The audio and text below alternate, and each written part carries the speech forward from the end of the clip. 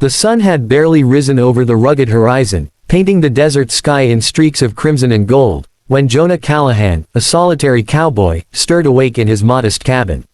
Life had taught him to expect very little. Loneliness had been his only companion for years. His ranch, a modest stretch of land inherited from his father, was more a haven of routine than a home.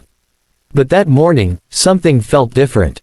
There was a strange energy lingering in the air, like the whisper of a story that had yet to be told. Jonah had always been a man of few words.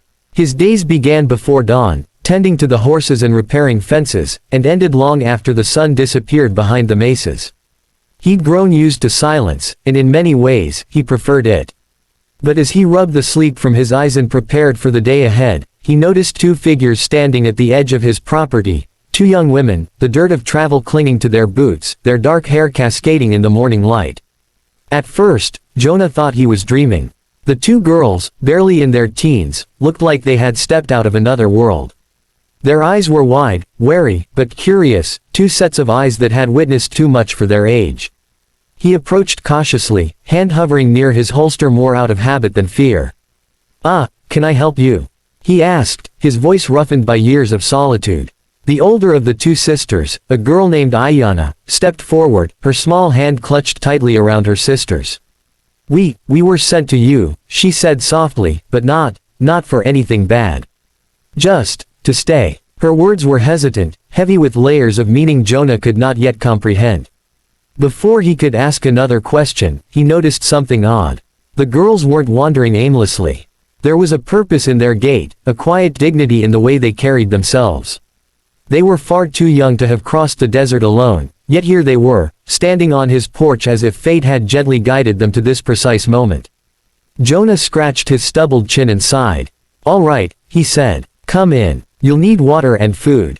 He couldn't explain why, but his heart had tightened, a strange warmth flooding through his chest.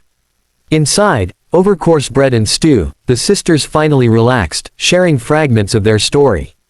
They were from a nearby Apache tribe, and someone, friends, pranksters, or perhaps something else entirely, had sent them to Jonah as a joke, thinking the old cowboy would be startled, or worse. But instead of fear or ridicule, Jonah felt responsibility. Somehow, against every instinct that told him to keep his life small and contained, he felt a calling to protect these girls.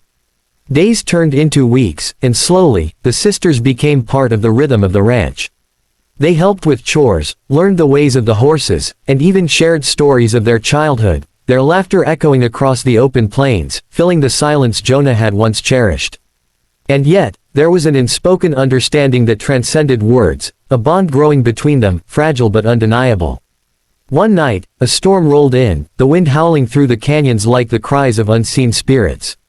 The sisters huddled in the cabin, shivering, while Jonah worked tirelessly to secure the barn and the horses.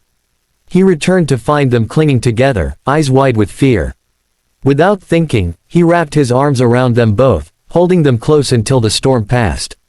That night, something shifted.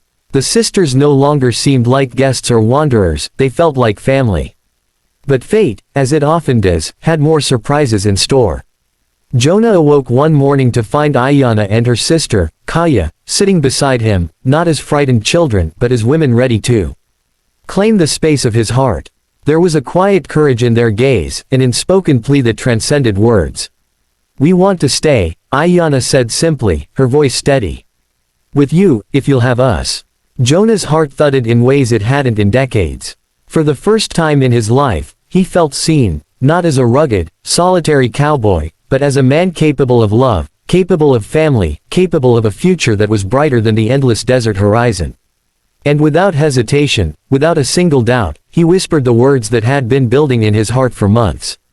Then, "You are my wives," he said, the truth of it resonating deeper than anything he had ever spoken.